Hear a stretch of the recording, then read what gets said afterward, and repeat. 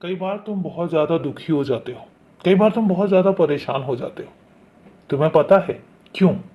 तो आज मैं तुम्हें तुम्हारे दुख का और कई बार तुम्हारे परेशान हो जाने का कारण बताता हूँ। तुम्हारे दुख और तुम्हारी परेशानी का कारण अगर कुछ बनता है तो वो है उम्मीद। तुम उम्मीद लगा देते हो, तुम उम्मीद बहुत लगाते हो और इतनी लगाते हो कि कई बार उस उम्मीद पर जब कोई खरा नहीं उतर पाता तो तुम्हारे मन में एक ठेस पहुंचती है और उसके बाद तुम्हारे व्यवहार में परिवर्तन आने लग जाता है। कितनी आसानी से तुम किसी से उम्मीद लगा लेते हो, जबकि मैं तुमसे कहता हूं किसी से भी उम्मीद मत करो, कोई उम्मीद मत करो। और जब वह टूट जाती है तो फिर तुम बहुत दुखी हो जाते हो और टूटते भी हो। तुम्हारे व्यवहार में वो टूटना झलकने लग जाता है। पहली बात, किसी भी रिश्ते में उम्मीद क्यों?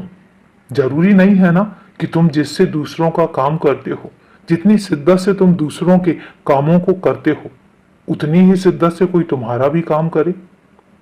दूसरों की कद्र करते हो जितने प्यार से, जितने अपनेपन से, क्या जरूरी है कि उसी तरीके से दूसरे भी तुम्हारी कद्र करें? और कद्र करवाने की उम्मीद में तुम किसी की कद्र क्यों करोगे?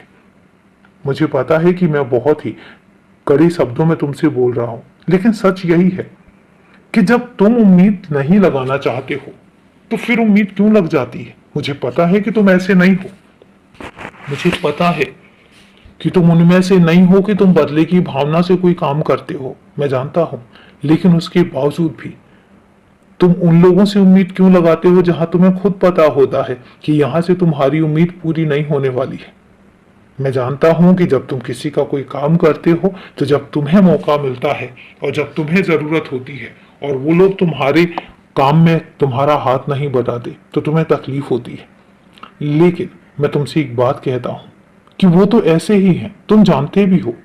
तुम्हें पता है कि वो ऐसे ही रहेंगे, फिर उसके बाद खुद को तकलीफ देने के लिए उम्मीद क्यों लगाना? मत लगाओ, मेरी बात मानो। आज के बाद उम्मीद मत लगाओ। जितना तुम कर सकते हो अपनी तरफ से करो और खुश रहो, हमेशा खुश रहो।